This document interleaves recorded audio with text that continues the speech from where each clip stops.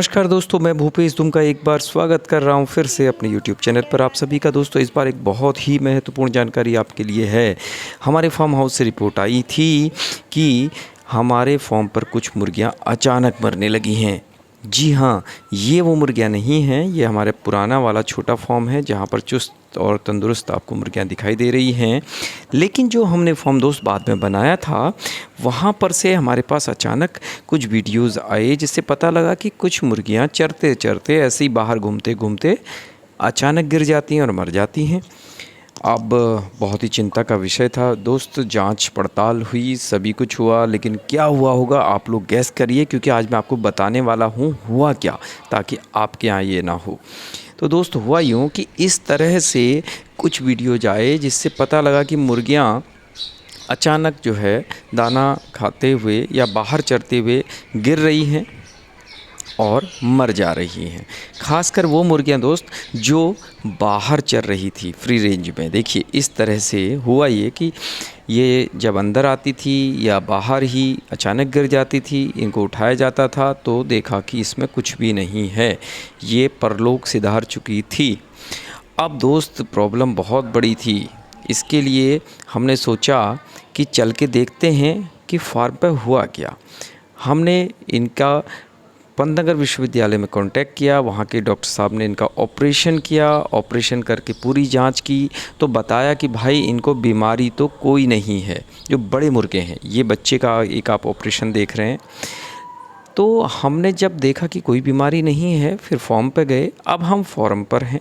इस वीडियो को आप ध्यान से देखिएगा कि हमने इनकी जो एरिया है चरने का, उसके चारों ओर घूम के बाहर बाहर सर्वे किया, तो यहीं से वो लिंक मिला कि इनके मरने का क्या वजह हो सकती है।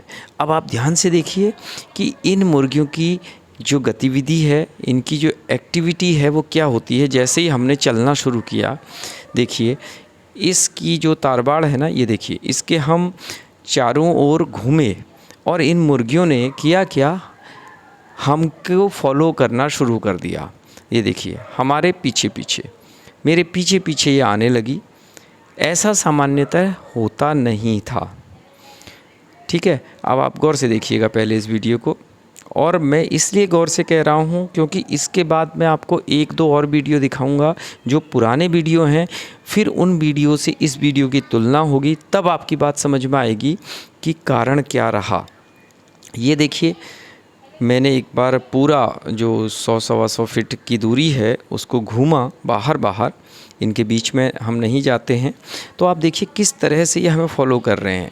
ऐसा नहीं है कि हम इन्हें बुला रहे हैं या आवाज़ लगा रहे हैं, ऐसा कुछ भी नहीं था। ये अपने आप हमारे साथ साथ चलने लगी। और जब चलने लगी तो मैंने सोचा कि भाई ऐसा क्यों कर रही हैं, क्योंकि पहले तो ऐसा कभी नहीं कर रही थी। ऐसी अचानक क्या बात हो गई कि ये जिधर हम जाते हैं उसी ओर सब की सब क्यों इकट्ठा हो जा रही हैं। आखिर ऐसी बात है क्या, क्या वजह है। और वजह दोस्त इतनी अजीब व गरीब निकली जो हम कभी सोच भी नहीं सकते थे। और आप भी जानकर आश्चर्य करेंगे। और आप ध्यान रखिएगा, मैं आपको इसलिए बता रहा हूँ कि ऐसा कई बार हो जाता है, खासकर उनके साथ जो फ्री रेंज पोल्ट्री फार्मिंग करते हैं। इस बिंदु पर सामान्यतः ध्यान नहीं दिया जाता है और ऐसा हमारे साथ भी पहली ही बार हुआ। तो मुझे लगा कि मुझे अपने दोस्तों से बात शेयर करनी चाहिए। और मैं आपको फिर बता दूं, जो मुर्गियां मरी थी उसकी जांच खुद भी की और पंतनगर विश्वविद्यालय में ले जाकर वहाँ के जो विशेषज्ञ हैं उनसे भी जांच कराई। तो उन्होंने भी बताया कि इन मुर्गियों को बीमारी तो कोई भी नहीं प्रतीत हो रही है।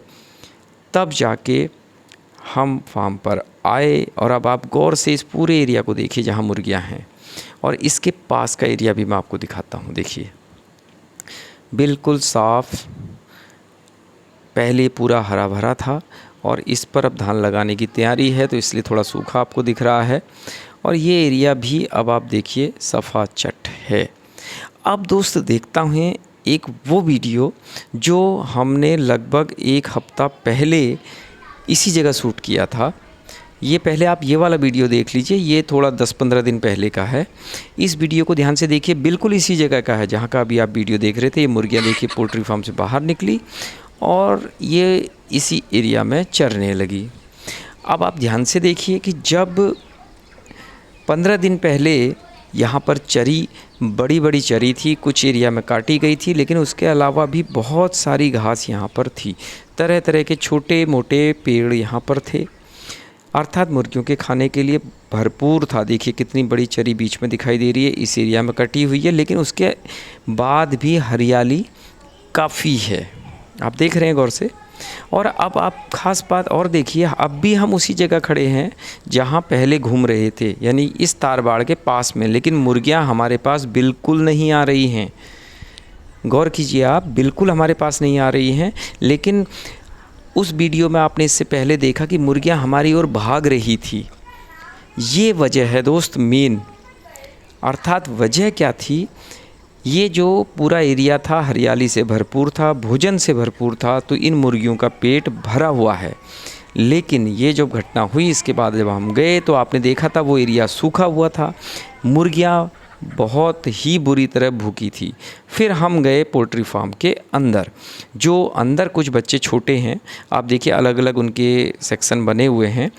हमने इनको कुछ दाना दिया। ये देखिए ये सारे कड़कनाथ के बच्चे हैं जो घर में तैयार हुए हैं और अब लगभग 2 महीने के होने को हैं। इनको दाना दिया जाता है क्योंकि अभी बड़ी मुर्गियां बाहर हैं, ये बाहर नहीं जा पाती हैं।